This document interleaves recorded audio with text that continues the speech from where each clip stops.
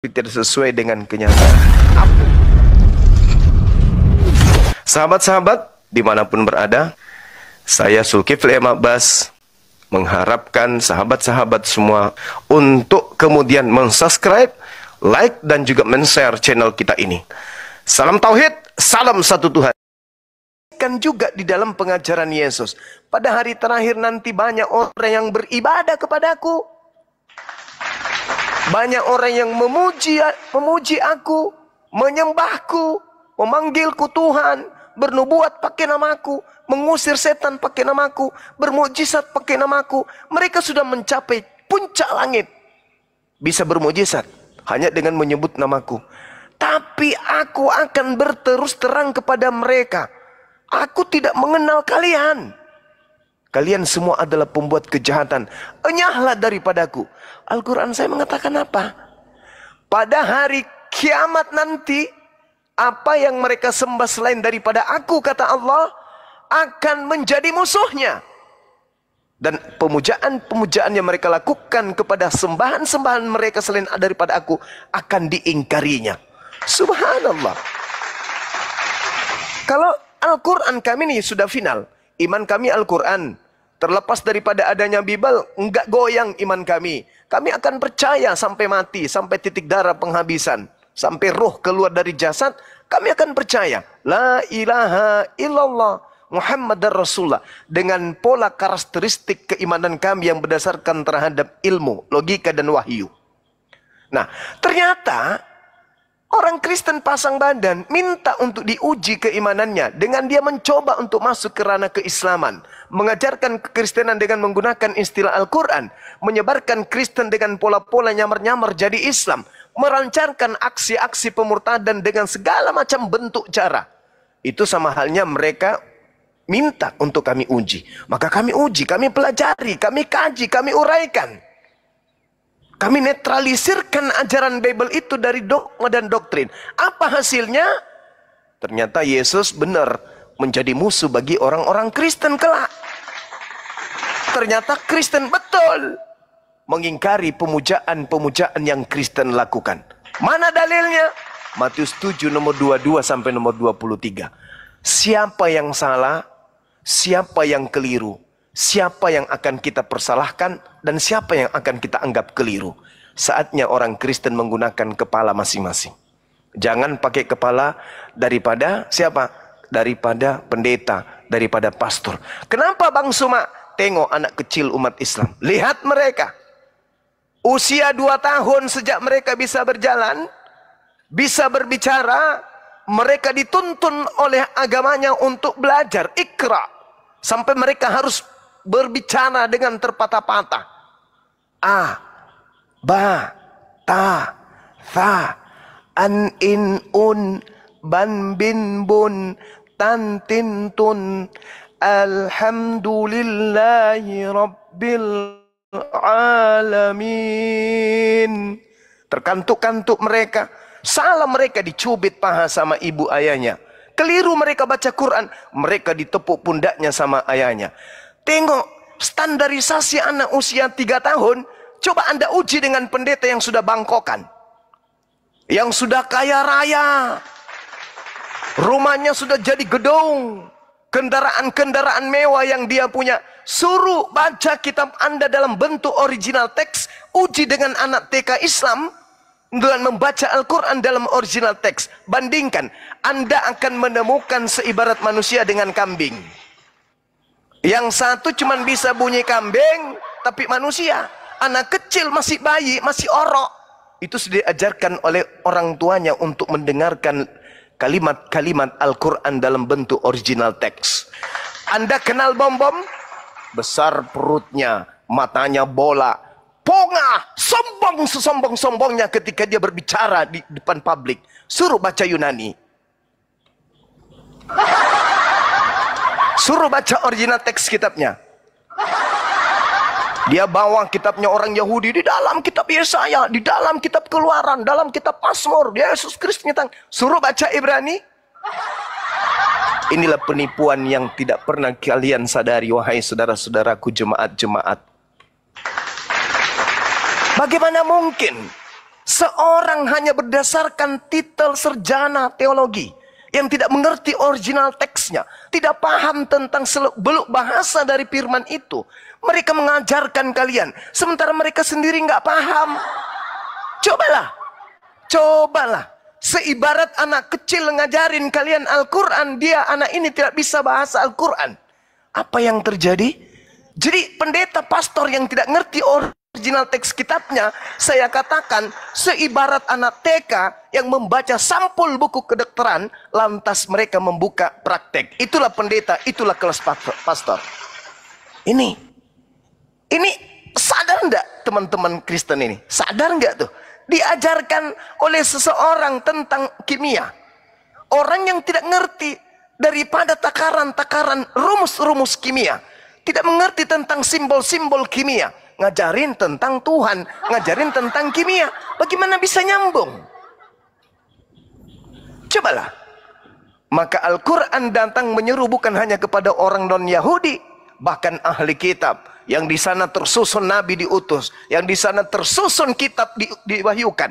Tapi apa kata Allah? Qad ja'akum rasuluna yubayyinu lakum. Wahai ahli kitab, ya ahlal kitab, telah datang rasulku untuk mengembalikan kalian kepada jalan yang lurus, yang sudah jauh kalian tinggalkan. Kalau ahli kitab aja dipanggil, saudara, lalu bagaimana kita ini yang bukan ahli kitab?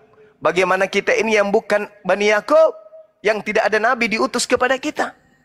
Maka jangankan kita yang bukan keturunan Ishak, bukan keturunan Nabi Ismail, bukan keturunan Nabi Abraham, mereka saja yang mendapatkan warisan kitab suci dan para nabi masih diseru kembali kepada Quran. Apalagi kita. Lantas kita sombong. Oh enggak mau. Kenapa enggak mau? Aku lebih percaya kepada agamaku. Kenapa bisa? Karena agamaku itu kasih. Yang ngajarin siapa? Pendeta pastorku. Memang pendeta pastormu itu ahli kitab? Bisa ahli kitab dia. Dia bisa baca Ibrani. Dia bisa baca Aramaik. Dia bisa bahasa Suryani. Dia bahasa Yunani. Enggak. Ya apa bedanya? Apa bedanya dengan anak TK? Masih mending anak TK Islam, mereka bisa membaca original teksnya. Artinya ketika mereka membaca original teks, ada yang mencoba merubah terjemahannya, menyelewengkan kemudian terjemahannya, membawa terjemahannya itu sesuai dengan pesanan politik, ekonomi, dan seterusnya. Maka original teks itu akan teriak, itu salah Cak Ayu, itu keliru Cak Ayu, yang benar itu seperti ini. Tapi kalau yang sekarang, tiap tahun direvisi, dikoreksi, diperbaiki. Apanya ini? Sudah kayak begitu, saling menyalahkan. Saya atas nama ini mengakui bahwa memang lembaga Bible Indonesia mengalami kesalahan-kesalahan. Lalu sebuah agama yang sudah memiliki kitab yang dianggap suci bermasalah, sudah pasti agama itu adalah agama yang punya masalah. Sebuah agama yang punya masalah tidak bisa dijadikan sebagai sandaran sirat jembatan untuk menuju kepada ridha-Nya pencipta langit dan bumi. Apa kata RK ketika saya berdebat? Saya memang mengakui bahwa di dalam lembaga terbitan lembaga Indonesia itu ada kesalahan. Oke. Lu pikir itu masalah biasa? Kesalahan seperti itu lu pikir itu sepele? Masalah seperti itu dianggapnya sesuatu yang tidak ada artinya. No, bagi orang yang berakal, ketika sebuah lembaga agama resmi melakukan satu kesalahan fatal, tetapi tidak dirubah dan tidak disadari, maka percaya sama saya, demi kebenaran agama itu bermasalah. Karena yang disebut kalam ilahi, yang disebut firman Tuhan, mustahile bisa dikoreksi oleh manusia, mustahile bisa diperbaiki oleh manusia, mustahile bisa direvisi oleh manusia. Kalau direvisi, kalau dikoreksi, kalau diperbaiki, berarti lebih pantas yang mengoreksi menjadi Tuhan daripada yang berfirman tersebut. Lebih pintar yang mengoreksi daripada yang berfirman. Lebih hebat yang mengoreksi, yang merevisi daripada yang berfirman. Dengan demikian, harusnya yang kalian sembah adalah yang mengoreksi, jangan yang berfirman. Nah inilah hal yang perlu kemudian Islam itu datang. Inilah hal kenapa Nabi Muhammad itu diutus. Apa kata Yesus dalam kitab kalian? Dia akan datang mengajarkan segala kebenaran, keadilan, dan penginsapan dunia akan dosa. Kenapa dunia itu harus diinsapkan? Karena pengajaran Kristus, penyembah Kristus palsu sudah menyebar ke seluruh penjuru dunia. Maka harus ada yang diutus untuk membersihkan dunia ini dari dosa. Siapa itu? Dinul Islam. Sekira begitu sebagai penutup pada malam hari ini. Silakan teman-teman yang mau mengambil alih. Waktu dan tempat saya persilakan. Terima kasih. Masya Allah, luar biasa.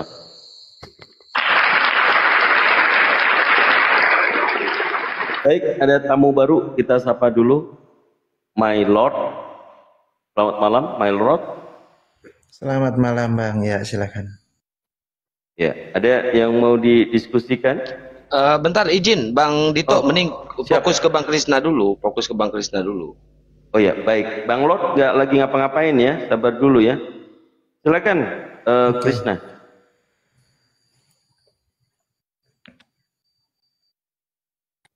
Krisna, monitor Krisna. Bang Krisna ini sebenarnya jaringannya satu nggak bagus. Dia sering mental-mental. Iya, Bang. Gimana Bang Krisna? Monitor? Iya, Bun. Masuk suaranya, Bun. Masuk Bang, kurang keras sedikit. Iya. Ya. Silakan Bang. Bagaimana menurut Abang Ini yang dipaparkan oleh Bang Zuma? Saya kan mau bertanya ini. Kalau di dunia itu kan banyak agama, kenapa harus Islam? Silakan ya, Bang Zuma. itu aja, Bunda. Baik, di dunia ini ada banyak agama, kenapa harus Islam? Bang Zuma? Iya. Mohon izin. Kenapa harus Islam?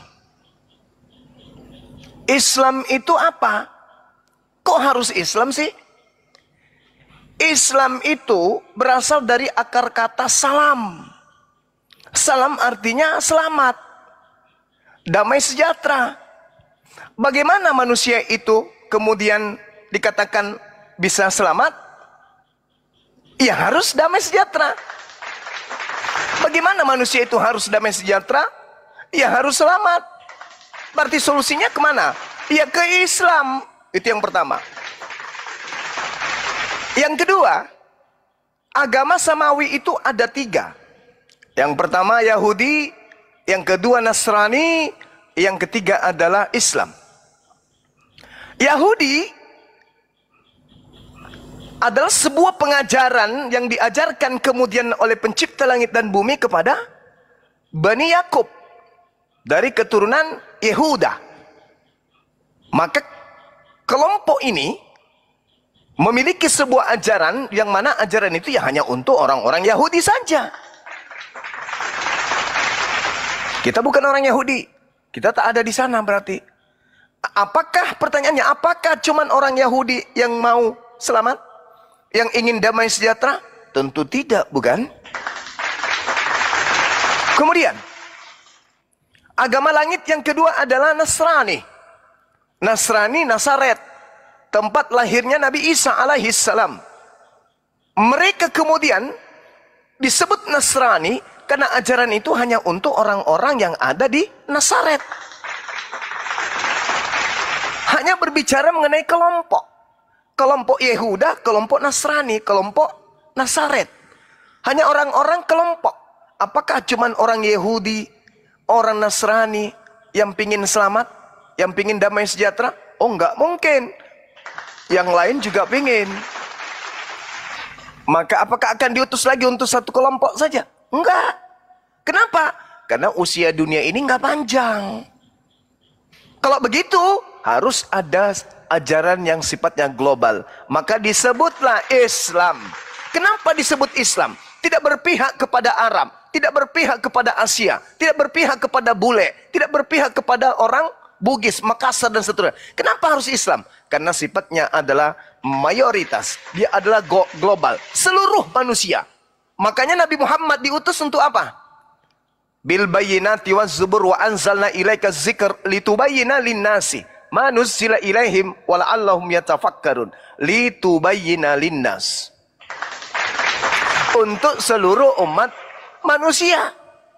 Makanya seruannya ya Bani Adam, ya ayuhan nas, wahai seluruh manusia.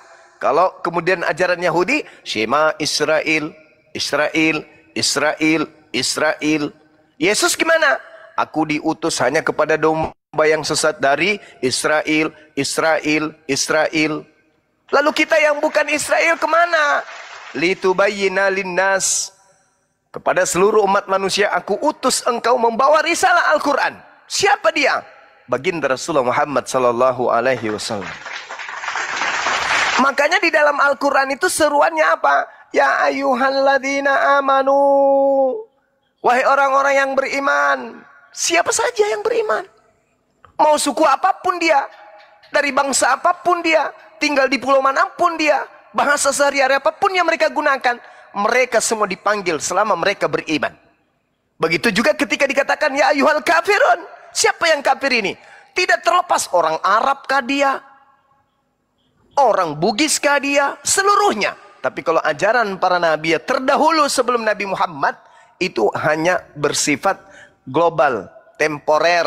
Ajarannya hanya kesukuan, kelompok tertentu. Berbeda dengan Islam. Makanya agama langit yang terakhir disebut Islam. Karena tidak berpihak kepada satu kelompok. Semuanya. Semua manusia tentu ingin selamat. Tentu semua manusia ingin damai sejahtera. Sekarang saya ingin menjadi orang Yahudi. Bisakah? Nggak bisa. Saya ingin menjadi orang Nasrani. Bisakah? Nggak bisa. Kecuali yang mau, rela, ikhlas. Dungu, pingin menjadi serigala, nyamar-nyamar menjadi Yahudi. Nyamar-nyamar menjadi keturunan Israel. Nyamar-nyamar jadi pengikut Yesus. Tapi bukan Bani Israel. Itulah serigala yang bergigi ompong. Artinya bahwa ketika ditanya kenapa harus Islam, ya karena Islam itu adalah agama yang diwahyukan dari langit untuk seluruh umat manusia. Agama yang rasional. Agama yang tidak kesukuan. Agama yang tidak hanya berfokus pada satu ajaran untuk sekelompok orang. Tapi seluruh rahmatan lil alamin. Litubayyina linnas. Seluruhnya. Nah itu. Jadi kenapa harus Islam? Karena nabi-nabi yang lain mengejar untuk dirinya agar damai sejahtera. Mengejar dirinya agar kemudian selamat. Begitu juga utusan-utusan yang datang sebelum Nabi Muhammad. Dia juga mengajarkan umatnya, kaumnya untuk damai sejahtera. Kenapa Yesus mengajarkan A? Kenapa Yesus melarang B? Kenapa Musa melarang A? Kenapa Musa melarang B? Kenapa dia perintahkan A, B, C? Kenapa dia larang A, B, C? Apa yang mereka kejar? Damai sejahtera. Apa yang mereka impikan? Keselamatan. Damai sejahtera, keselamatan. Ya Islam lah itu. Makanya Yesus digelari apa? Juru selamat. Tidak disebut juru Yahudi, juru Kristen, juru Hindu, juru Buddha. Dia disebut sebagai juru selamat. Ma makna fil lugatil Arabiyah? Salam Ibrani, salam salama dalam bahasa Quran. Jelas. Jadi Yesus itu juru Islam. Bukan juru Kristen. Yang juru Kristen itu ya Kristus yang keluar dari kubur. Itu berbeda. Itu berbeda, yang keluar dari kubur itu berbeda. Berbeda oknum dengan Kristus yang datang mengajarkan damai sejahtera. Yang juru selamat itu berbeda dengan dia Kristus yang keluar dari kubur, itu beda. Demikian, mungkin ada tambahan dari adik-adik saya, teman-teman saya, silakan. Masya Allah, sudah cukup mantap, luar biasa. Kami pun juga mengambil jadi suatu hikmat pada saat ada yang bertanya seperti itu, kita semuanya sudah catat. Masya Allah. Barakallahu fiik. Brenda.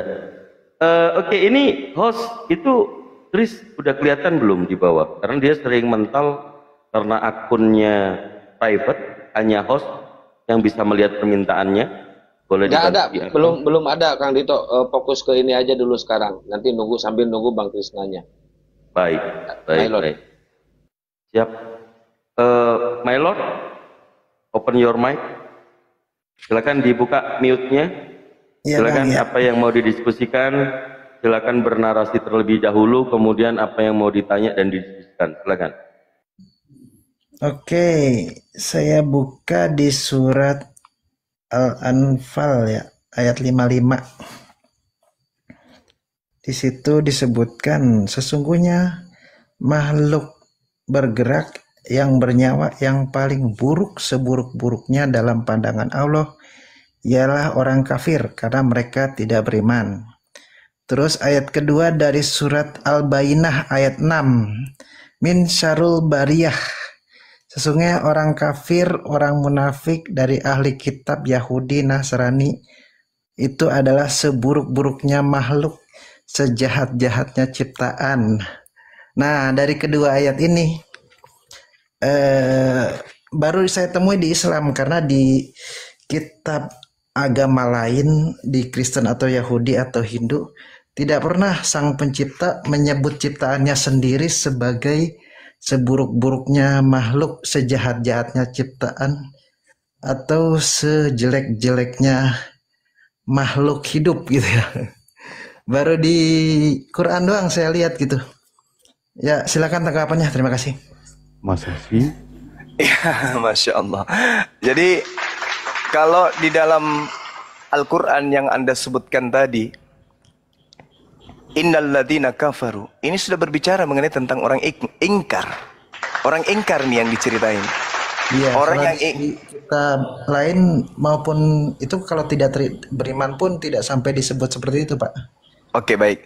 Sekarang saya ingin tahu, makhluk yang paling buruk menurut pandangan saudara sebagai seorang Kristen di hadapan Tuhan itu apa?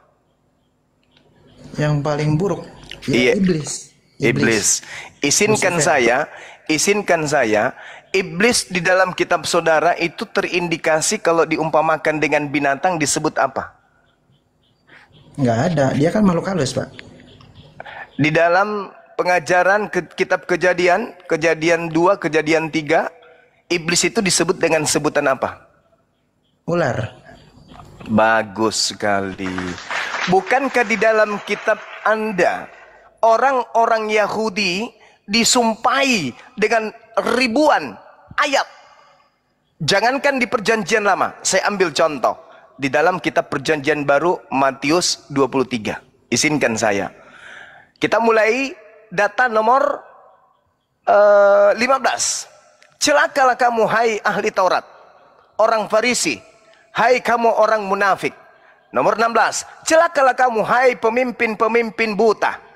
Nomor 17. Hai orang-orang yang bodoh, orang-orang buta, apa yang lebih penting, emas atau bait suci? Nomor 18. Bersumpah demi mesbah. Siapa mereka ini? Mereka adalah orang-orang celaka. Apa gelar yang diberikan kepadanya? Baca nomor 36. Aku berkata kepadamu, sesungguhnya semua ini akan ditanggung angkatan ini. Angkatan yang mana? Treng-teng. Mereka disebut dengan sebutan anak-anak ular beludak. Anak-anak apa? Matius 23, di situ diterangkan dengan jelas Ayat bahwa berapa? orang-orang Israel, saya sudah sebutkan tadi. Saya sudah menyebut 23 ayat. Matius 23 dari data nomor 15 sampai nomor 36. Ujung-ujungnya di data nomor 32 dikatakan begini. Jadi penuhilah juga takaran nenek moyangmu, hai kamu ular-ular. Hai kamu keturunan ular beludak. Bagaimana mungkin kamu dapat Saya tampilkan ya. Bagaimana mungkin kamu dapat meluputkan diri dari hukuman neraka? Matius 23 nih. Ya. Mana, Bang? 32, 33. Nah, di situ, di 33 tuh.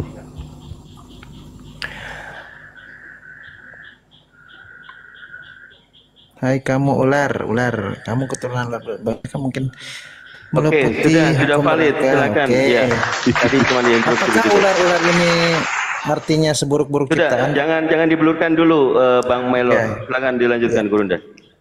Iya. Tadi saya bertanya kepada saudara, makhluk yang paling buruk di hadapan Tuhan itu apa? Anda jawab ular. Iblis. Iblis diidentikan dengan Iblis waktu itu merasuk ke tubuh ular. Ya, dia identik dengan Enggak, hanya dirasuki saja waktu itu. inilah cara iblis ketika ngeles. Bukan, waktu itu dia dirasuki. Bukan ularnya yang itu. Lalu yang berperang di neraka di surga itu siapa?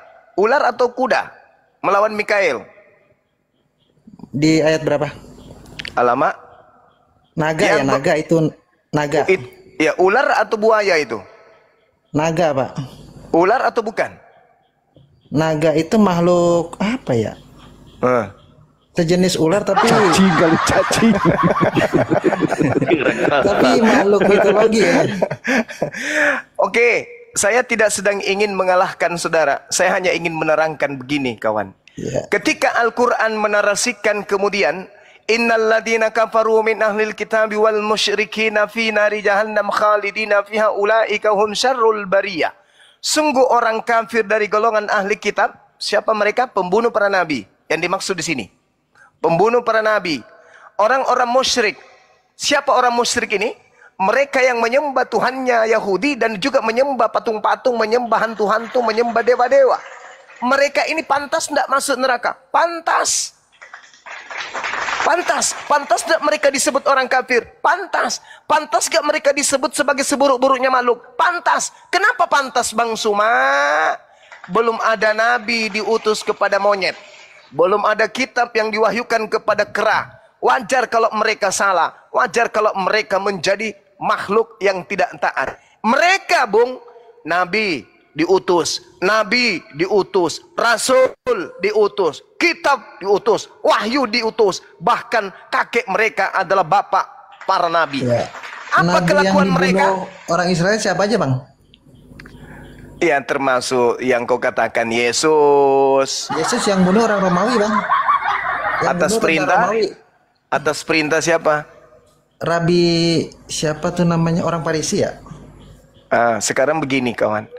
Kalau Anda baca Matius 23 yang tadi, kenapa mereka dikecam sama Yesus? Celakalah, celakalah, celakalah, celakalah. Coba Anda baca 31-nya. Tetapi dengan demikian kamu bersaksi terhadap diri kamu sendiri bahwa kamu adalah keturunan pembunuh nabi-nabi itu. Tanya Yesus nabi mana aja yang mereka bunuh.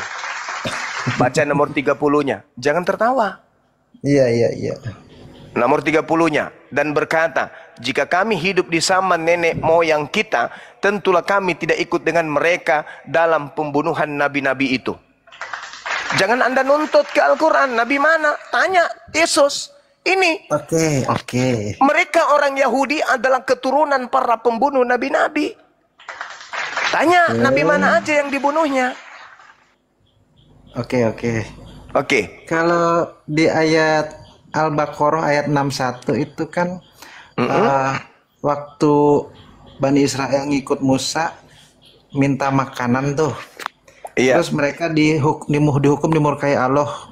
Alasannya ternyata bukan karena minta makanan, karena membunuh para nabi. Nah, nabi mana yang sebelum Musa dibunuhin, Bang?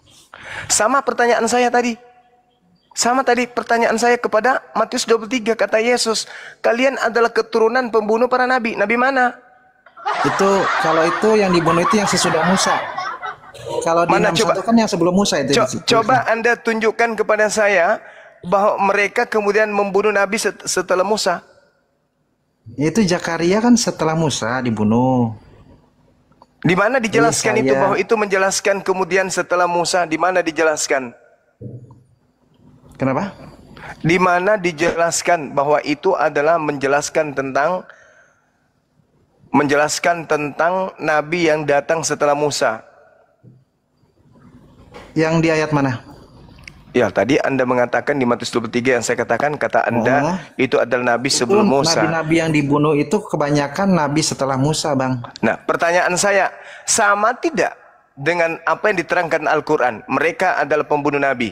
Sama tidak? Kalau di Al-Quran Al-Baqarah 61, mereka dihukum lantaran membunuhi para nabi. Nah, itu kan zaman Musa nih. Kira-kira zaman sebelum Musa siapa yang dibunuh gitu? Di sini tidak diterangkan Malah diterangkan seperti ini, innal ladzina amanu wal ladzina hadu wan nasara wassabiin man amana billah wal yaumil akhir. Malah mereka dikatakan sebagai orang-orang yang ada di antara mereka yang beriman, mereka itu adalah orang yang diselamatkan oleh Allah. Tapi Anda mencoba untuk mencari narasi bahwasanya, enggak, saya buka ayatnya deh biar enggak dibilang hoax, saya buka datanya ya. Al-Baqarah ayat 61 nih. oh ya udah, sekalian Anda baca, silakan. Ya, 61 nih dia.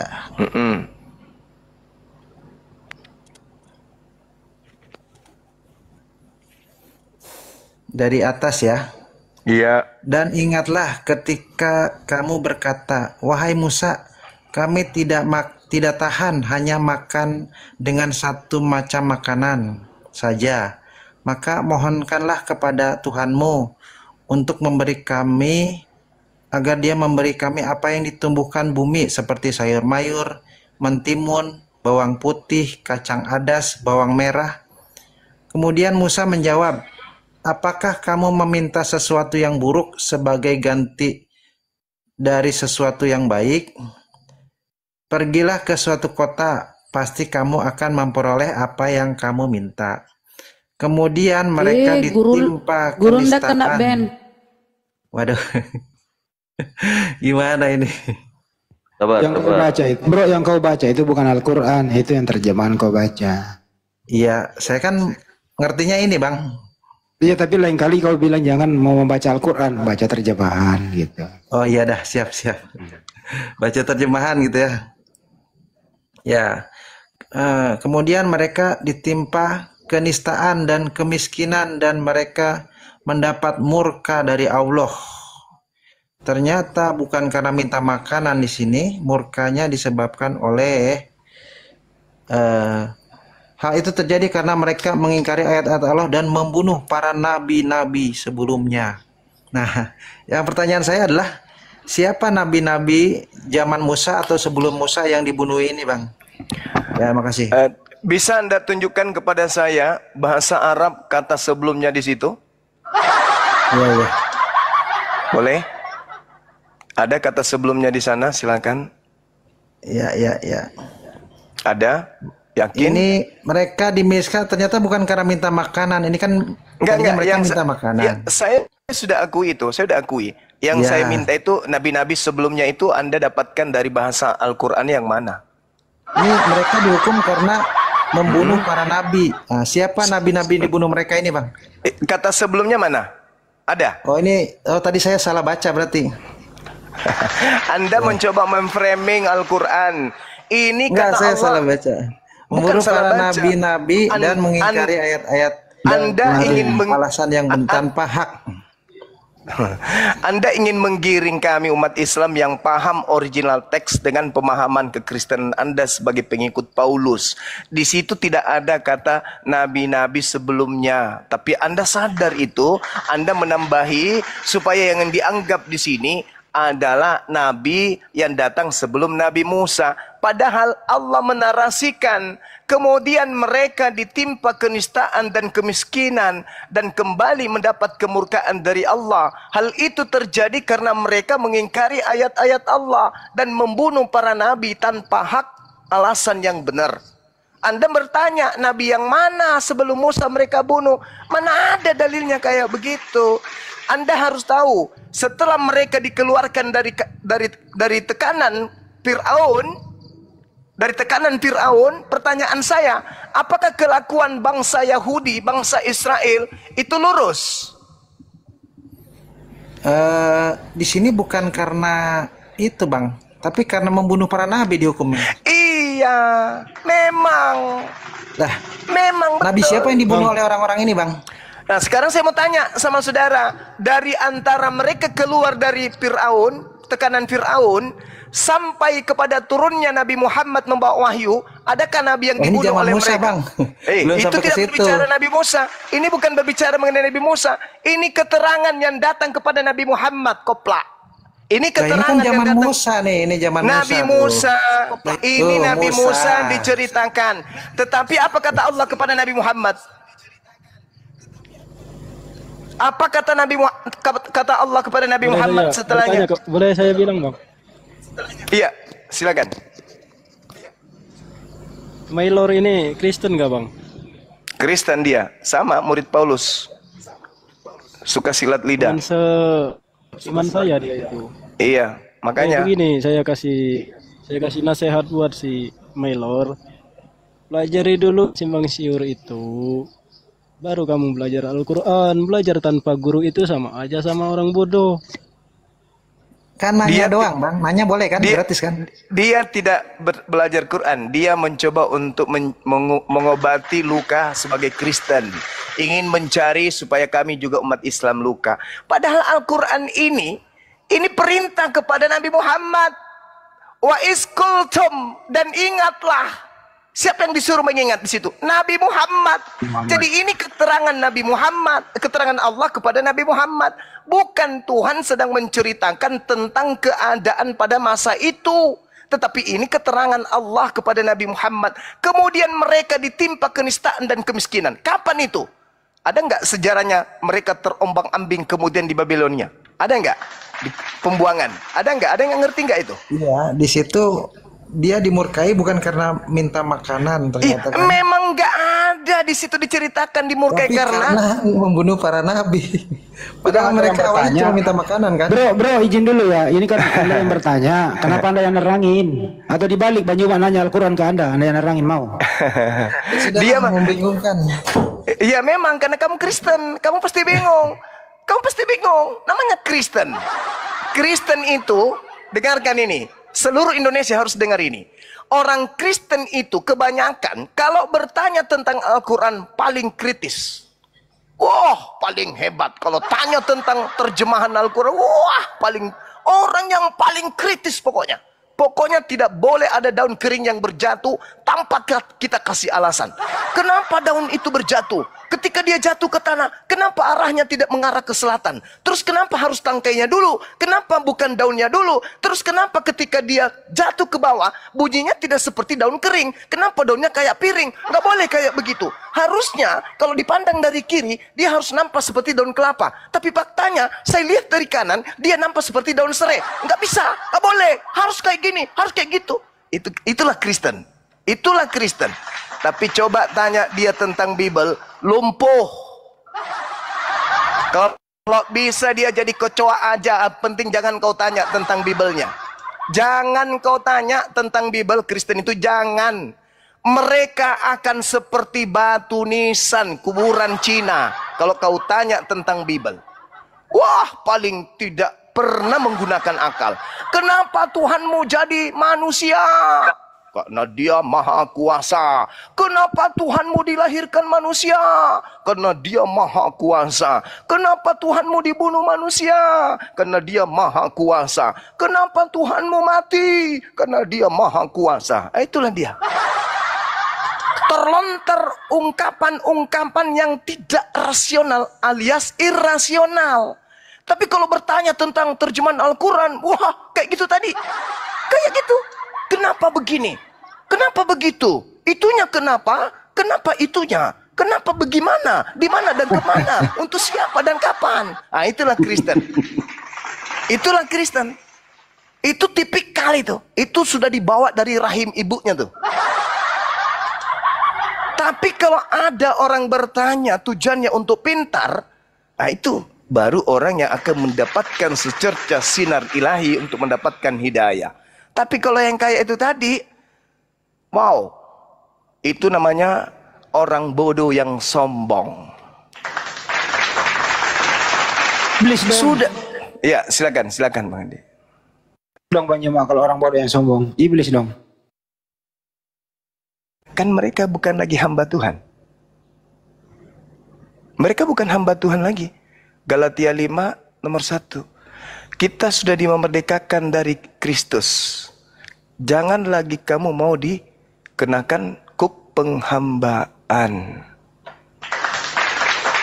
Sekarang ini kita ini bukan hamba lagi. Sekarang ini kita adalah anak-anak Tuhan. Kita adalah pewaris-pewaris Tuhan. Maka selayaknya Tuhan tidak ada yang perintah. Begitu juga kita nggak boleh diperintah. Kita harus merdeka, bebas, mau apa saja. Karena kita ini sudah mensifati sifat-sifat Kristus. Sifat-sifat Kristus, apakah Kristus anak Maria bebas dari perintah? Tidak taat kepada perintah? Tidak tunduk kepada perintah? Kristus anak Maria? Tunduk atau tidak? Enggak. Tunduk. Tunduk. Tapi mereka ini tunduk apa tidak? Tidak. Tidak, Paman. Jadi mereka ini Kristus apa? Kristus yang asli atau yang palsu? Palsu, Paman. Palsu. Itulah dia. Jadi kita diskusi manusia 100%, iblis 100%. Karena kenapa dia tak tanggalkan akal? Kalau saudara Kristen ini, alhamdulillah, teman Kristen dia masih mau mendengarkan. Artinya, ya kalau saya ikuti Islam, apa yang dia kasih ke saya? Surga. Menurut Islam. Nah, kalau saya tetap di Kristen, apa yang saya dapat dari Kristen? Neraka. Menurut siapa? Menurut Bible. Mana dalilnya? Matius 7 nomor 22-23. Ya toh? Seperti itulah adanya. Silakan teman-teman. Izin Gurunda, dibuka WA-nya itu ada yang pesan perumahan, barusan telepon ke saya. Nomornya udah saya kirim ke Gurunda. Lanjut Bang Andi. Ya. Yang paling parah tadi itu Bang Juma jeli banget loh. Sampai bisa di original teksnya kan di Al-Quran tadi itu nggak ada loh itu kata sebelum. Bang Juma jeli banget loh. Saya juga nggak nyampe ke situ loh kan itu. Ustaz Alif ya. Alhamdulillah itu loh. Jadi Kristen ini suka ngedit, nambahin. Kalau nggak nambahin ngurangin. Jadi kalau nggak jeli, lu pasti menjawab. Nabi siapa sebelum Musa di sana maksudnya yang dibunuh kan gitu. Kalau nggak ada kata sebelumnya Bang Juma. Jeli banget sampean, Masya Allah. Muridnya Bang Handi, siapa dulu Bang Handi? Masya Allah. Lanjut. Itulah saya maksud teman-teman. Kalau nggak ngerti Al-Quran ya jangan coba-coba dah. Kamu akan tergiring loh. Kalau nggak jeli kayak Bang Juma. Yakin, bener. Yakin kamu akan tergiring. Pasti kamu berusaha menjawab sebelum Nabi Musa siapa yang dimaksud. Kalau tidak ada kata sebelum. Nabi Musa itu lanjut ke bawah. Diberitakan kepada Nabi Muhammad SAW bahwa ada Nabi yang dibunuh. Bukan sebelumnya. Nah ini kalau kau terpaku di sana. Na'udzubillah min dzalik. Selesai kau menjadi seorang muslim. Begitu kira-kira. Lanjut. Iya. Makanya dikatakan Al-Quran, Dinda, wa ikhwanuhum yamuddunahum fil ghayyi tsumma la yuksirun. Saudara-saudara iblis itu akan membantu iblis di dalam mendurhakai Tuhan. Saya ulang, saudara-saudara iblis itu adalah kafir, si kafir, pengikut Kristus. Dia akan membantu iblis untuk mendurhakai Tuhan. Makanya Al-Quran seruannya apa? Kenapa kita harus ada di sosmed ini? Sebagai pasukan yang kemudian membatasi pergerakan-pergerakan pemurtadan dan pendangkalan akidah. Apa kata Allah? Innal ladzina amanu yuqatiluna fi sabilillah. Oke, kita bangga dengan itu. Kita lihat, kita teropong ke depan. Siapa musuh kita? Walladzina kafaru fi sabilit tagut. Orang beriman berperang di jalan Allah. Siang malam mengajarkan orang untuk waras. Mengajarkan orang untuk menghargai Yesus. Untuk memuliakan Yesus. Untuk mensucikan Yesus dari fitnah. Itu orang yang berjuang di jalan Allah. Tapi yang di depan, apa kata Allah? Mereka pun akan melakukan perlawanan dengan perang di jalan tagut, jalan iblis. Nah, setelah itu terjadi, dan memang itu terjadi, dan benar-benar terjadi, dan sedang terjadi, maka kita memegang kunci. Apa kata Allah? Faqatilu awliya asyaitan. Perangi dia. Perangi saudara-saudara setan. Jangan kau biarkan mereka pelintir Al-Quran. Jangan kau biarkan mereka menggunakan nama Allah. Dan mereka gunakan pada bukan yang tempat yang semestinya. Jangan kau biarkan mereka menggunakan istilah Al-Quran. Di mana mereka menggunakan istilah itu pada bukan tempat yang seharusnya. Faqatilu awliya syaitan. Perangi mereka. Inna qaida syaitan kana daif. Sesungguhnya pengaruh-pengaruh setan itu lemah. Yang membuatnya kuat siapa? Pengikut Kristus dalam wujud manusia. Ya, maka jangan kita lemah. Kita harus kuat hadapi mereka. Ketika Allah mengatakan innal ladzina amanu yuqatiluna fi sabilillah.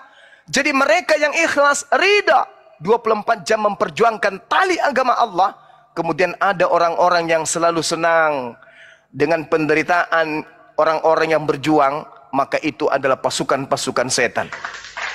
Meskipun dia terlihat nampak Islam, meskipun terlihat mereka mengaku Islam, meskipun mereka terlihat menggunakan nama Islam, meskipun mereka sudah mengucapkan kalimat syahadatain, tapi kalau mereka membenci orang yang memperjuangkan tali agama Allah, maka dia adalah iblis yang menyerupai umat Islam. Pahami itu. Bagaimana Nabi Musa alaihissalam muncul kemudian orang-orang yang masuk di dalamnya, ngaku-ngaku sebagai kaumnya. Bagaimana dengan Nabi Isa alaihissalam, muncul orang di dalam barisannya, ngaku-ngaku sebarisan dengannya, tetapi nusuk dari dalam. Ingat bagaimana Yesus kemudian, orang-orang yang menjadi orang pilihannya, di antaranya ternyata ada iblis. Begitulah yang ada di akhir zaman ini. Ada orang yang sedang memperjuangkan tali agama Allah, memperjuangkan akidah Islam, dia malah kemudian marah, sirik, dengki, iri, hasad, husud, sari santet kemana-mana dan seterusnya. Ada yang seperti itu. Maka mari yuk teman-teman yang mendengarkan di bawah, yang ada di TikTok, yang ada di YouTube, dimanapun Anda berada, dukung pergerakan apologet Islam Indonesia. Faqatilu awliya syaitan. Mari kita perangi saudara-saudara setan ini. Dengan cara apa? Perang argumentasi, perang data. Sekira begitu dari saya. Saya makan siri dulu sebentar, silakan. Baik, Allah Akbar, Allah Akbar, Allah Akbar. Baik, Krisna sudah di atas lagi. Krisna boleh di open mic-nya.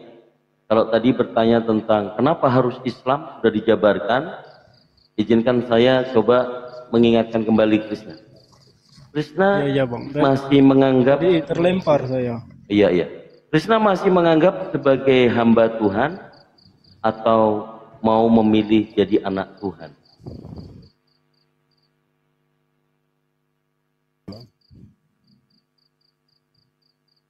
Krisna? Iya. Bukannya Menurut itu sama, Krisna? Kak? Iya. Sama itu kah? Dari data tadi yang dibacakan, Matius 23, nomor 31 sampai 33, kemudian ditegaskan oleh Paulus di Galatia 5 nomor 1, bahwa kemerdekaan itu sudah tidak lagi menjadi hamba Tuhan, melainkan menjadi anak Tuhan. Sementara Yesus di Matius pasal 12, perikopnya itu dia hamba Tuhan. Yesus hamba Tuhan. Jadi Anda mau menyaingi Yesus sebagai anak Tuhan atau hamba Tuhan? Bukannya itu sama aja? Hamba sama anak itu sama, Kak Bang? Ya, izin Bang Dito, bentar. Ini Ya. ribut yang di bawah host tidur, host tidur. Barusan saya ngomong kan, masa host tidur? Ada yang mau syahadat katanya. Coba siapa namanya? Kang Dito dipantau dulu di bawah. Siapa namanya coba?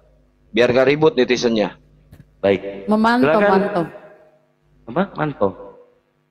Oke, sebentar ya Bang Krisna ya. Kalau nanti kelempar lagi, langsung saja. Minta naik lagi. Mana? Atas nama siapa yang mau syahadat? Ada slot 01, silakan naik. Jadi teman-teman yang memonitor di bawah, tolong di tag. Mana? Gak ada. Gak ada. Baik, kalau gitu kita Teman-teman, lanjutkan kita lagi. ini izin dulu kan itu. Kita ini baca Siap. typing, tapi kita nggak perlu nanggapi kalau nggak penting. Itu hanya membelokkan topik, gitu loh. Kalau mau syahadat itu nggak begitu caranya ya. Oke, lanjut. Iya, orang lagi diskusi ribut terus. Lanjut Kang Dito sama Chris. Ustaz Alif udah monitor mungkin? Ya Ustadz. Monitor pamanku. Oh iya, sembari Bang Zuma lagi apa? Susur, bikin kinang. Ya, Krisna ada mau ditanya lagi silakan.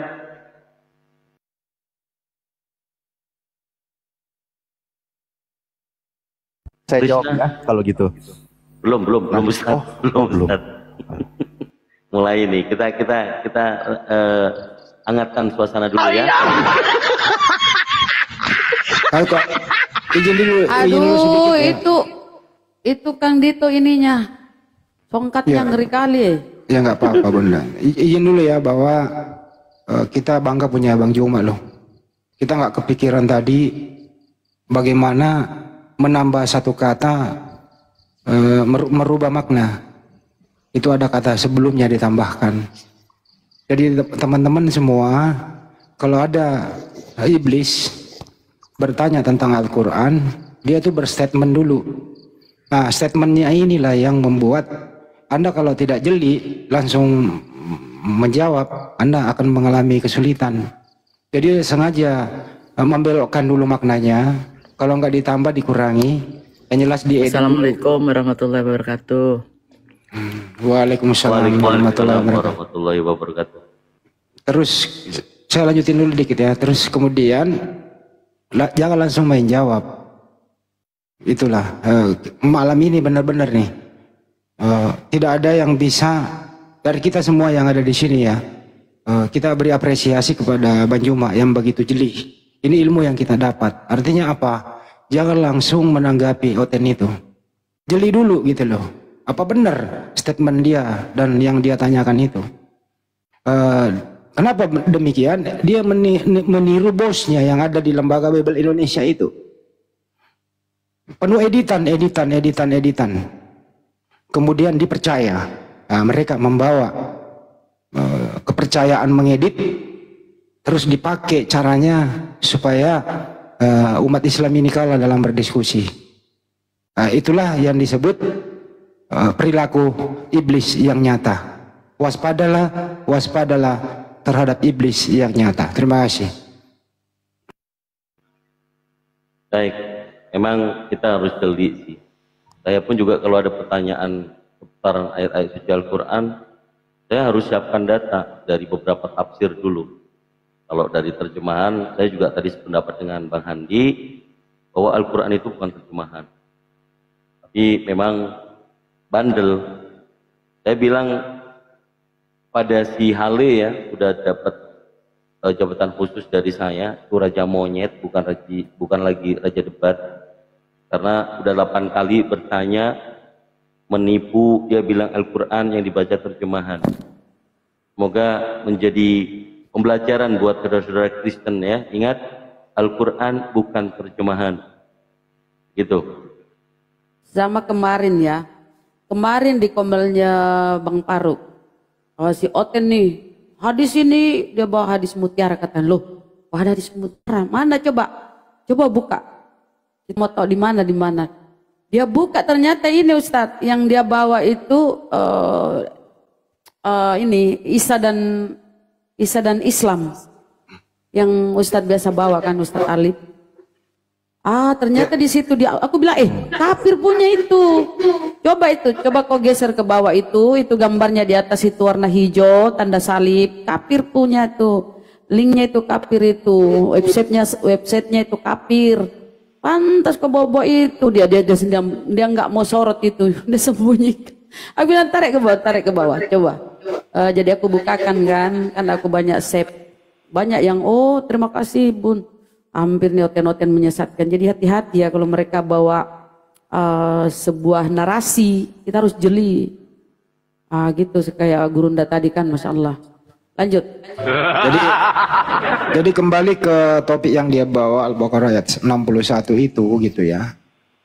Saya rasa kalau muslim nggak jeli kayak Bang Juma, Anda pasti pusing. Nanti menjawab salah, tidak dijawab, berarti Anda nggak bisa apa-apa. Kenapa dia menambahkan kata sebelumnya? Jadi Anda harus memutar otak, siapa Nabi yang dibunuh sebelum Musa di sana?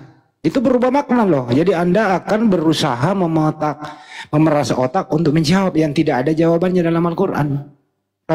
Ditambahkan kata sebelumnya. Padahal itu ditujukan kepada Nabi Muhammad SAW, mengkisahkan tentang itu. Nabi Musa sampai ke Nabi Muhammad.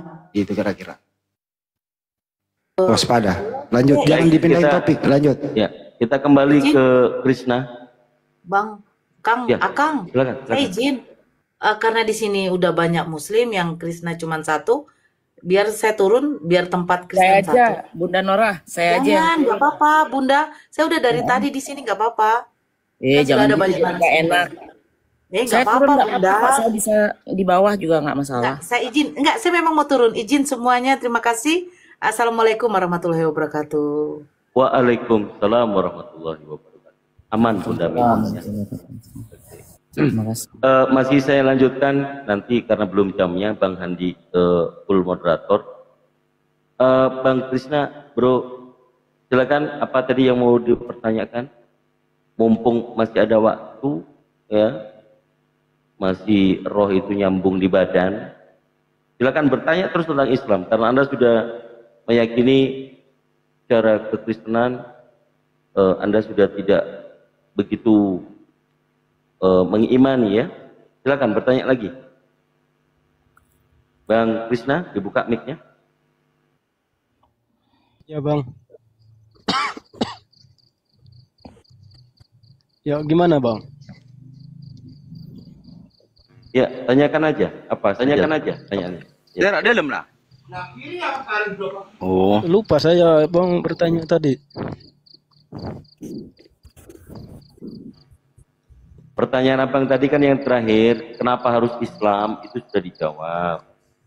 Terus Ya. pertanyaan apa lagi Bang? Silakan. Ya. Ya jawaban Bang Dito emang tadi ya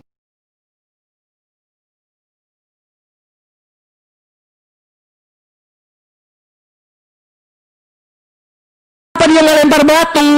Dia mengampuni nggak perempuan itu? Dia nggak lempar batu nggak? Dia katanya tadi Yesus mengampuni dosa. Dia mengampuni nggak dosa perempuan itu? Dia diampuni dosanya Yesus ini. Dia bilang pulang dan jangan berbuat dosa lagi. Iya, itu setelah Yesus menyadari dirinya tidak melempar batu kan? Memang bangsa. Yesus tidak melempar batu itu. Itu Yohanes 7 ya. Ini gue bacain Yohanes 7 nih ya. Perhatikan di sini kawan-kawan. Ini Kores ini nggak berbohong sesuai yang tertulis ya. Yohanes 7 kita baca di sini. Yesus berkata apa dan Yesus apa yang dilakukan Yesus? Bisa, kamu nggak mampu. Walah, gue mampu banget. Gue udah bolak-balik baca dari Kejadian sampai Wahyu, masa nggak ngerti-ngerti gue. Nah, sini tunggu tuh. Yohanes 7. Oh, ini dia Yohanes 7. Tunggu. Saya kenapa? Hadis Said Muslim. Diam dulu. Gua mau bacain dulu, lu jangan kabur-kabur lu. Gua mau bongkar-bongkar aib Tuhan lu nih. Tunggu. Bongkar aib Tuhannya, bongkar aib Tuhan. Kita bongkar dulu aib Tuhan. Nah, di sini nih, ini ya di Yohanes 8:7.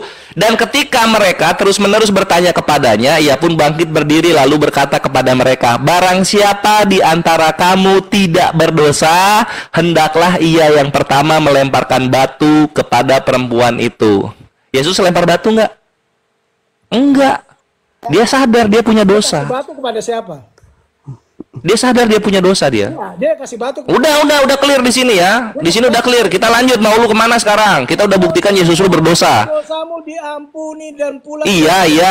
Jadi orang kan sama kan kayak gini. Itu maksudnya ke sini. Orang mati menguburkan orang mati. Nah, orang berdosa mengampuni orang berdosa. Matius 6 nomor 9 sampai 11. Yuk sekarang lanjut. Mau kemana sekarang?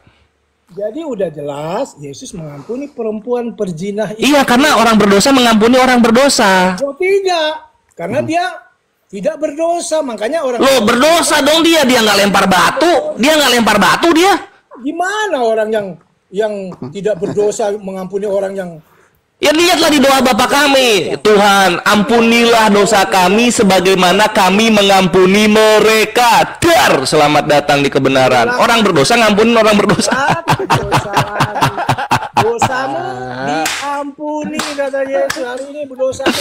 Ya memang orang berdosa bisa mengampuni orang berdosa. Matius 6 ya, kita lihat ya, Matius 6. Kita buka nih. Matius 6 ya. Ini doa Bapa kami loh. Itu ada di situ loh. Ada. Coba kamu jelaskan kenapa iblis bisa masuk Islam itu? Alasannya apa coba? Iblis nggak masuk Islam, jin masuk Islam. Kamu baca hadis Said Muslim 50:35, iblis masuk Islam. Kenapa? Ya, sama kayak Yesus lah, bertobat mereka. Ceritanya Yesus. Dalam Islam itu Yesus jatuhnya jin karena dia ada di salib. Kamu ikut agamanya dia kan? Gimana Yesus digendong iblis? Ya iyalah, Yesus nggak pernah satupun bisa membuat orang setan-setan ini menjadi Kristen gitu. Kenapa? Karena dia nggak punya kuasa di sorga dan di bumi. Mengutus setan, itu perbedaannya. Loh iya, coba lihat siapa yang pertama kali memanggil Yesus anak Allah yang maha tinggi, siapa? Manusia atau iblis? Coba gua tanya. Jadi yang bisa mengusir setan Tuhan, yang bisa memelihara. Loh siapa yang pertama kali memanggil Yesus anak Allah yang maha tinggi, manusia atau iblis? Ayo. Setan. Ya, kan udah mengakui Yesus itu diakui anak Allah oleh iblis. Artinya iblis dan Yesus mempunyai kedekatan. Gitu, bro.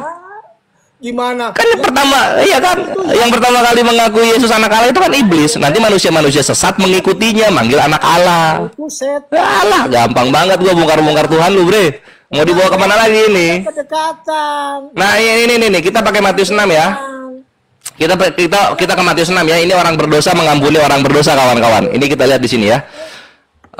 Karena itu berdoalah demikian, Bapa kami yang di sorga, dikuduskanlah namamu, datanglah kerajaanmu, jadilah kehendakmu di bumi seperti di sorga. Berikanlah kepada kami pada hari ini makanan kami yang secukupnya, dan ampunilah kami akan kesalahan kami seperti kami juga mengampuni orang yang bersalah kepada kami. Dar, selamat datang di kebenaran. Orang berdosa mengampuni orang berdosa. Jadi Yesus berdosa mengampuni manusia pezina berdosa, itu nggak ada masalah. Gimana ya? Karena memang di Kristen orang berdosa berkuasa untuk mengampuni. Di mana? Kayak gitu, kawan-kawan. Orang-orang yang menghakimi Yesus baru menyatakan dia ini berdosa. Coba tunjukin. Siapa? Enggak. Ini kan udah tertulis di loh, kok marah, kok emosi? Kan ini doa Bapa kami ini. Ini ada di doa Bapa kami ini. Ampunilah kami akan kesalahan kami seperti kami juga mengampuni orang yang bersalah kepada kami. Tidak berbuat dosa, tidak bisa disentuh setan. Loh, kenapa bisa disalib? Kenapa bisa disalib? Kalau misalnya nggak bisa disentuh setan, selain disalib, kenapa bisa dia digendong ke bumbungan bait suci oleh iblis? Yesus bilang yang menolak penyaliban itu iblis. Nah, kenapa iblis bisa gendong Yesus ke bumbungan bait suci? Kenapa? Ayo, kenapa? Ayo. Kenapa? Tunggu aku iklan bentar. Jadi bagi teman-teman, tunggu bentar. Tunggu Bang Steril. Ya, bagi teman-teman jangan lupa tap-tap layar ya, karena ini mulai keras, jadi takutnya kena tombak ya, karena ini lagi berguguran komal-komal. Jadi jangan lupa tolong di tap-tap layar dan diberikan love orange ya supaya komal kita kuat. Oke, lanjut. Oke, kita lanjut ya. Ini tolaklah, penyaliban kan hukum pagan. Nah, saya bicara dulu, nanti gantian kan. Iya, enggak, gua udah tahu penyaliban ditolaklah oleh Allah Subhanahu wa taala. Kan itu hukum pagan. Yesus katakan iblis itu menolak penyaliban. Nah, LSBT menolak penyaliban enggak? Iyalah, kan hukum pagan. Nah, berarti dia iblis. Loh, kalau misalnya iblis menolak, kenapa dia membisiki Yudas untuk membunuh Yesus? Aneh banget. Permusuhan dan kebencian sampai hari kiamat. Lah, kenapa Yudas itu dia dibisikin iblis? Harusnya kan dibisikin Allah Bapa kalau memang iblis nggak setuju. Maidah 64 data ya.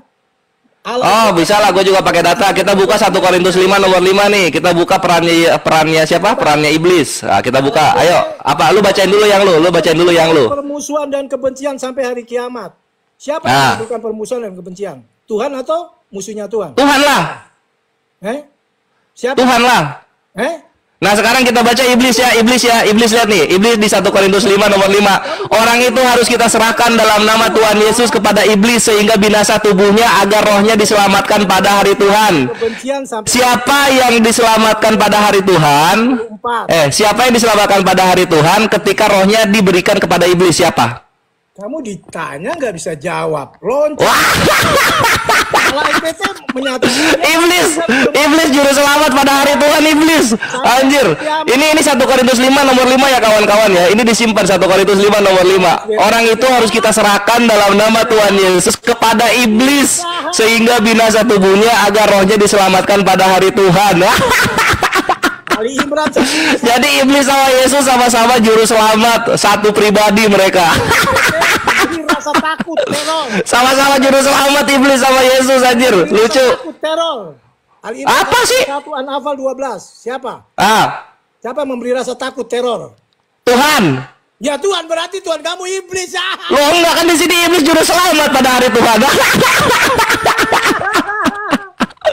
Allah memberikan rasa teror kepada kafir, tapi kafir itu diselamatkan pada hari Tuhan oleh iblis. SDP memberi rasa ketakutan. 1 Korintus 5 nomor 5, iblisnya juru selamat pada hari Tuhan. Ayo, mau apa lu? Gua kunci ini iblis. Menimbulkan permusuhan dan kebencian sampai hari. Tapi iblis menyelamatkan pada hari Tuhan. 1 Korintus 5 nomor 5. Sudah jelas ya, makanya Alkitab menyatakan 1 Korintus 5 nomor 5. Aduh, nggak bisa kabur Kristen. Jadi terus di bawah ini Juan 1 Korintus 5 nomor 5. Di sini dikatakan orang-orang berdosa diberikan kepada iblis agar rohnya diselamatkan pada hari Tuhan. Anjir, menyedihkan. Ketika orang kafir diacak-acak oleh Allah Subhanahu wa taala, di sini iblis malah menyelamatkannya pada hari Tuhan. Tuhannya Kristen. Ih, kasihan banget. Ya, Matius 4 ayat 9. Enggak bisa. 1 Korintus 5 nomor 5. Orang itu harus kita serahkan dalam nama Tuhannya Kristen kepada iblis sehingga binasa tubuhnya dan rohnya diselamatkan pada hari Tuhan. Iblis dalam Kristen juru selamat pada hari Tuhan. Iblis itu Kristen, kawan-kawan. Nah, ini lucu lagi nih. Nanti ada juga di 1 Timotius 1:20 ya, kawan-kawan ya. Ini perannya iblis nih, ini perannya iblis. Kalau Allah kan memberikan teror kepada orang-orang kafir dan rasa takut, perhatikan kelakuannya iblis. 1 Timotius 1 nomor 20 di sini. Kita buka ya. Kita bongkar-bongkaran ayat lah. Kita bongkar-bongkaran dalil. Jangan kabur lu. Mana dia? Woi. Belum dibukain ini 1 Timotius 1:20. Waduh. Udah nggak tahu kemana. Mungkin ini ada Gua kunci anjir, gua kunci. Jujur selamat pada hari Tuhan si iblis. Ayo. Ya, ini ada Tuhan kami kan bikin Tuhan kita kan bikin teror kan, bikin takut kepada orang-orang yang kafir yang memerangi Islam. Lah ini lihat coba, Tuhannya orang Kristen malah jadi stempel untuk iblis, yang dimana iblis ini juru selamat pada hari Tuhan. Anjir, menyedihkan sekali dibongkar-bongkar. Ya, silakan Bre. Ya, ini ada Kak Lina Simatupang. Mungkin silakan Kak Lina Simatupang, ada yang mau disampaikan? Mana Lina Simatupang itu? Lina doang? Iya, nama aslinya Lina Simatupang. Halo, shalom Kak. Shalom. Wah, nggak tahu. Oke. Alhamdulillah. Kita tanya Kak Nauli Aritonang yang dari tadi diam. Halo Kak Nauli. Assalamualaikum warahmatullahi wabarakatuh. Waalaikumsalam warahmatullahi wabarakatuh. Waduh, Aritonang sudah banyak yang Muslim. Mantap. Alhamdulillah. Ya, jadi kalau temanya iblis berjasa dalam penyaliban Yesus, ya benar, nggak bisa dipungkiri. Karena iblis yang membisiki Yudas, sehingga Yudas bersedia menyerahkan Yesus dengan bayaran 30 keping shekel. Betul. Nah, jadi ya berjasa benar. besar itu. Karena kalau tanpa iblis merasuki Yudas nggak mungkin lakukan hal itu gitu. Yudas tuh orang baik, coy. Yudas tuh orang baik, gara-gara kerasukan. Kalau nggak kerasukan dia nggak salah. Bahkan Wa'labu tuh berani berdebat dengan teman-teman Kristen bahwa Yudas masuk surga menurut si Wa'labu ya.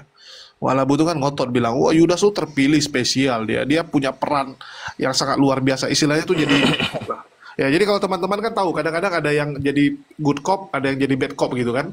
Sebenarnya tujuannya sama gitu. Tujuannya tuh untuk satu tujuan, tapi yang satu perannya jadi penjahatnya gitu.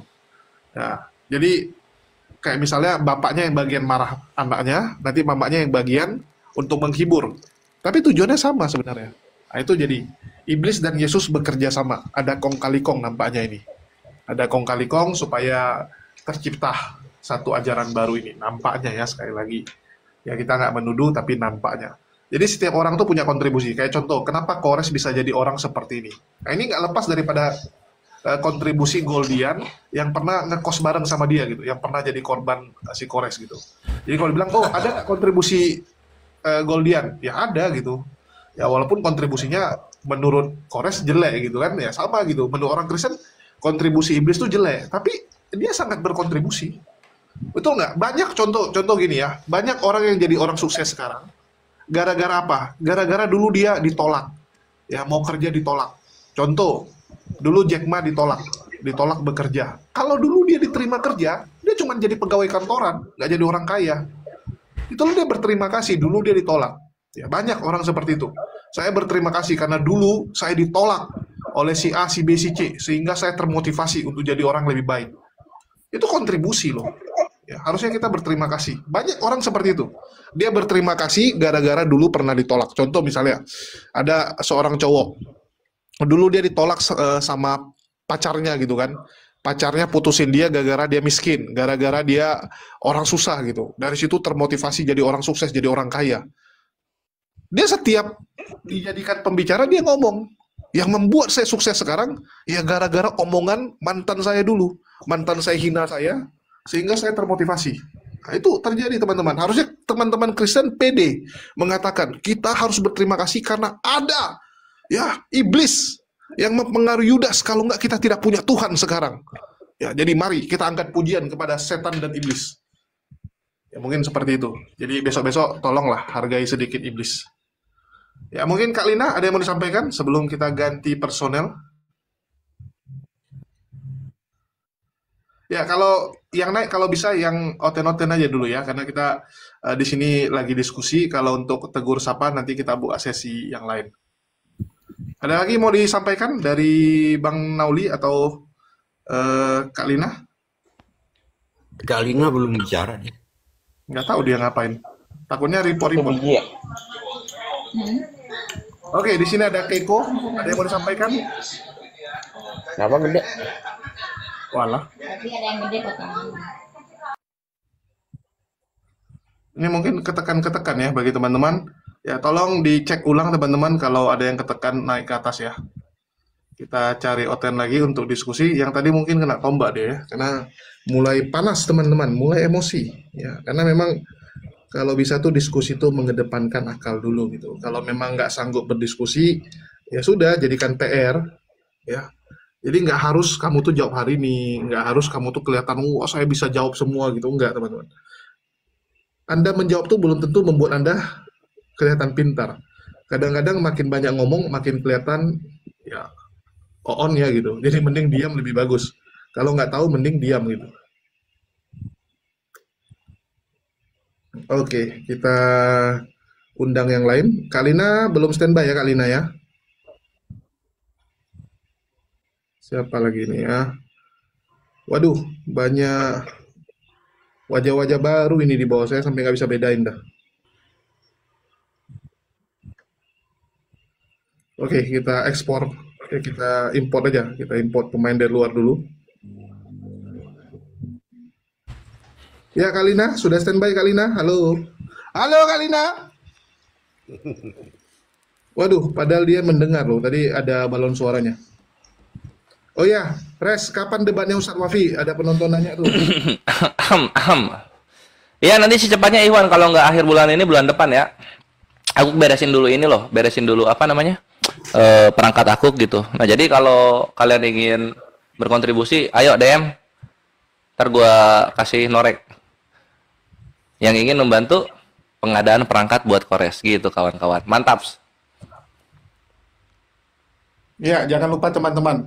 Mau melihat Kores kembali open data, silakan berkontribusi ke rekening saya ya, jangan rekening Kores. Blok. Oke, ada Maklin, ada yang mau disampaikan dengan Maklen atau Maklin? Dia mau ngomong cuma nggak bisa dia. Ada kendala sama ininya. Asam lambungnya? Bukan, apa sama mic-nya itu loh. Oh, pikirin sama asam lambungnya.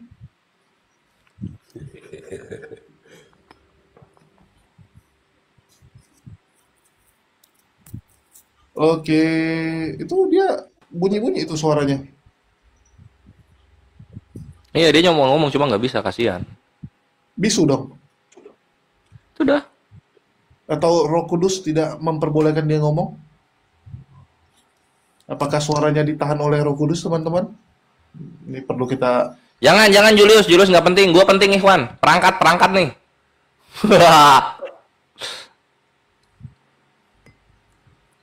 Oke, kita turunin saja karena Kak Linanya hanya jadi... Bukan.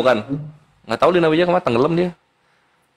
Semenjak namanya naik di pelaporan, jadi pendiam dia. Siapa? Lina Wijaya. Oh, Lina Wijaya. Masa ya? Oh iya, nggak pernah muncul lagi dia.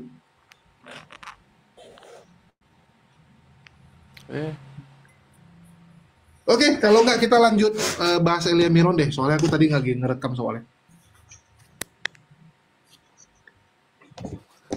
Oke, kita lanjut video Elia Miron aja teman-teman. Soalnya aku lagi mau bikin reaksi pendeknya juga sih. Mana tadi Elia Miron? Elia Milon. Ini Ustadz Tasingaji yang lucu juga ya. Jadi balas pantun sama Sofiatul. Yang panen malah Wak Labu. Wak Labu ini kadang nggak tahu diri ya. Dia udah hina-hina Edis, tapi masih jualan konten Edis juga dia. Parah kali anak nih. Yang kedua, baik itu secara majazi. Nanti tapi kalau ada Muslim yang ternyata apa